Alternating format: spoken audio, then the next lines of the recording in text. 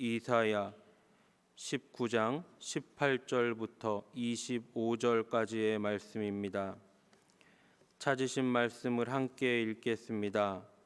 그날에 애굽 땅에 가나안 방언을 말하며 만군의 여호와를 가리켜 맹세하는 5 성읍이 있을 것이며 그중 하나를 멸망의 성읍이라 칭하리라.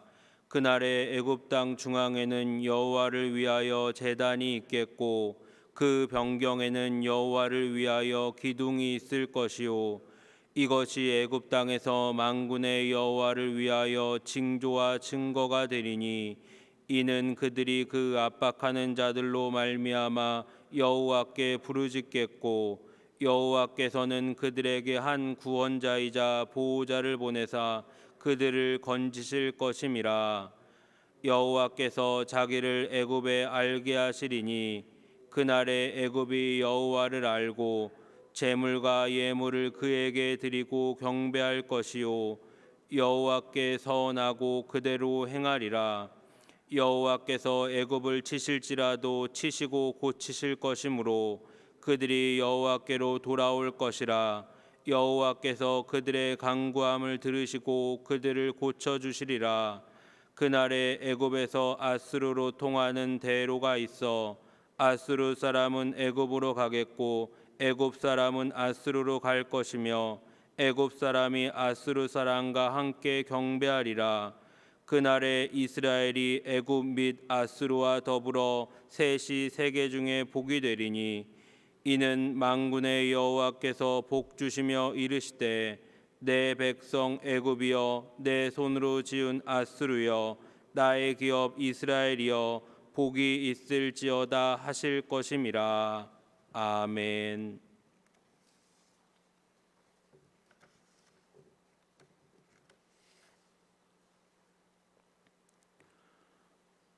역사적으로 우리나라는 주변 강대국들의 영향을 상당히 많이 받았고 지금도 주변 나라들의 영향을 많이 받고 있습니다.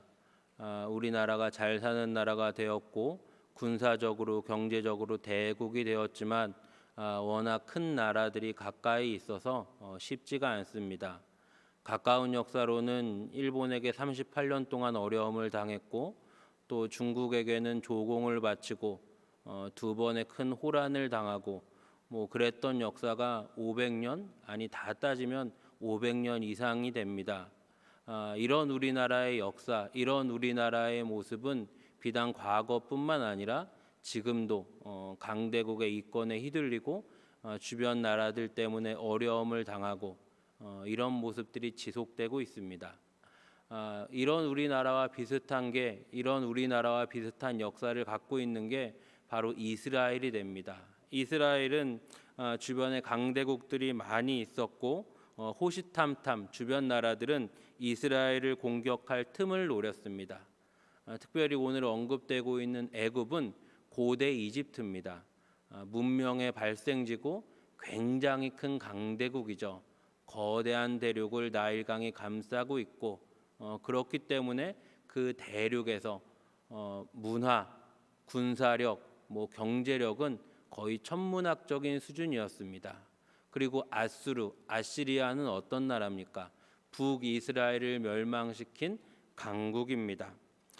오늘 본문은 하나님이 애굽과 아수르에 대해서 말씀하시는 내용이 나옵니다.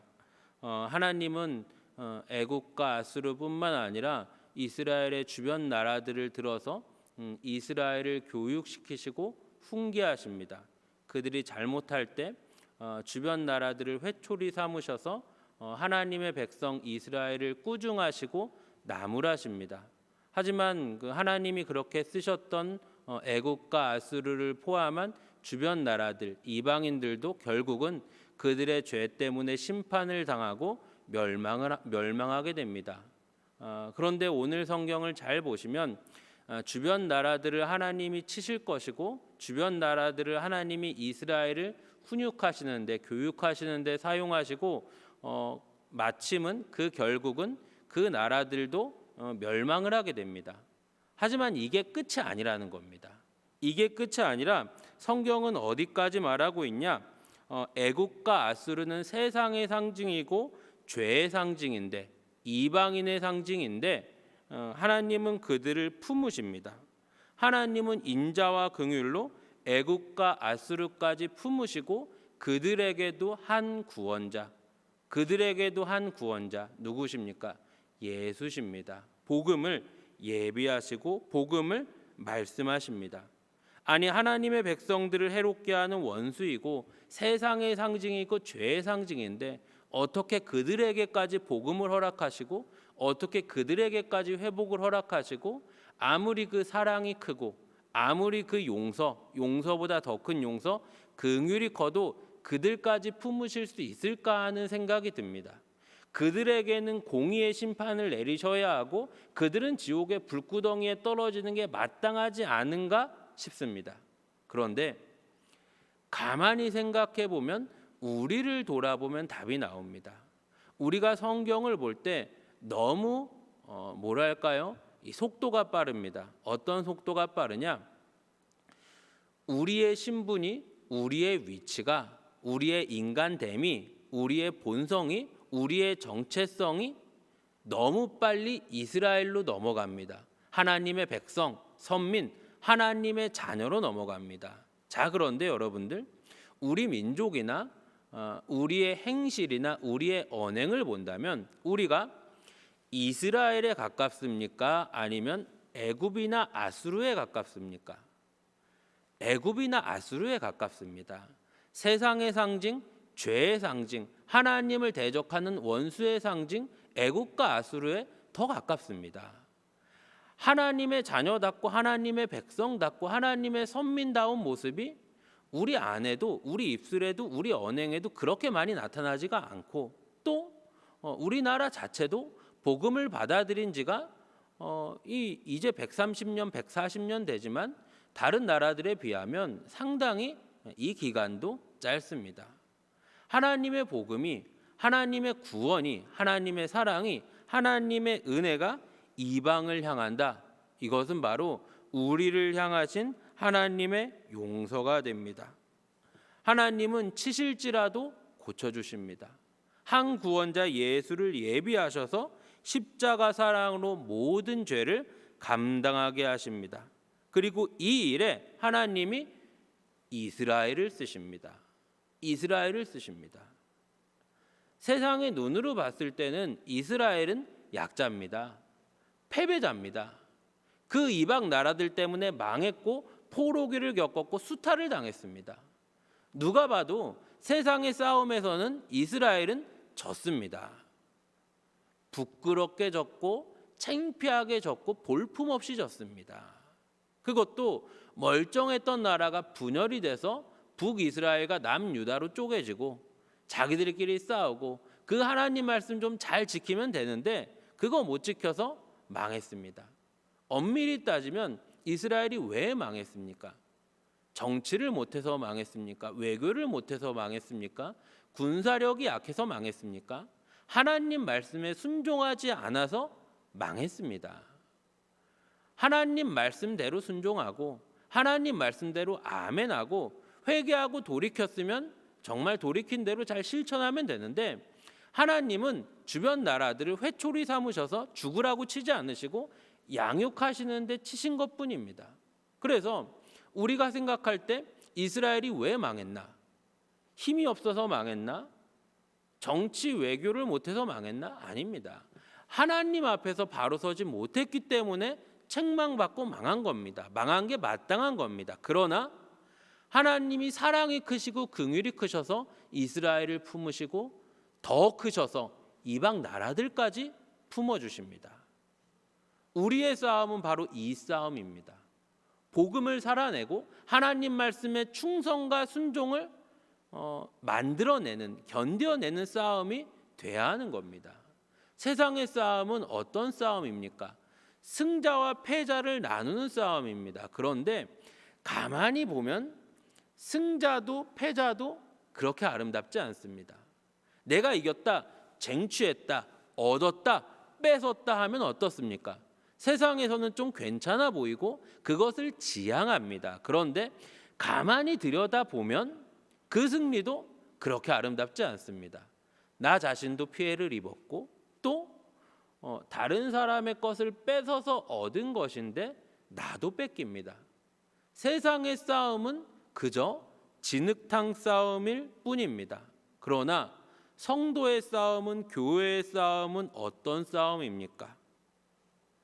성도의 싸움, 교회의 싸움, 바로 갈보리 십자가에서 싸우셨던 예수님의 싸움과 같은 싸움이 돼야 합니다.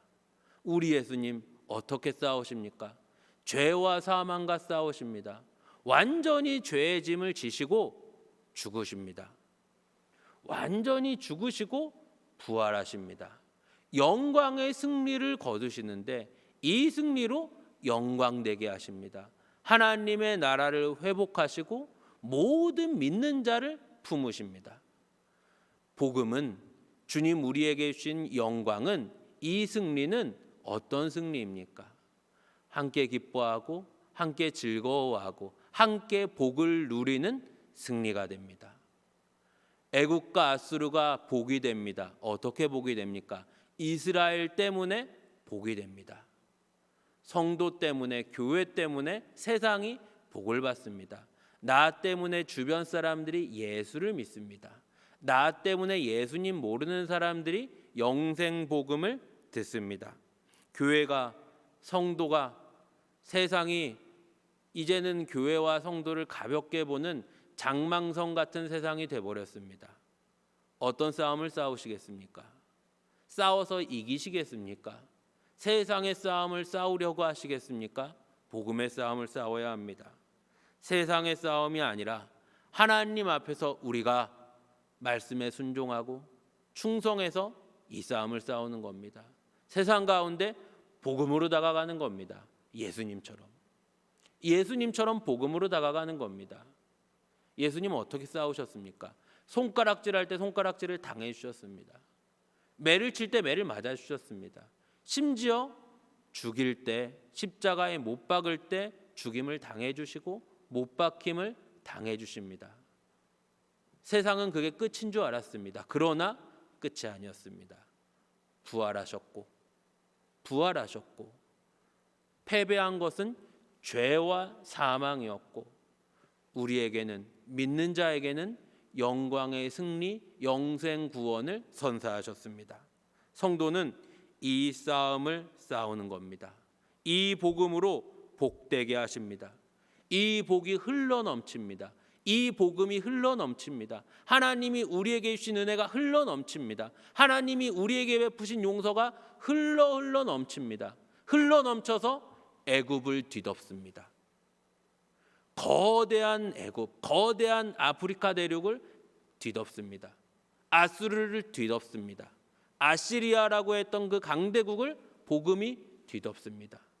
결국은 모든 열방이 하나님을 보게 되고 모든 열방이 하나님을 인정하게 됩니다.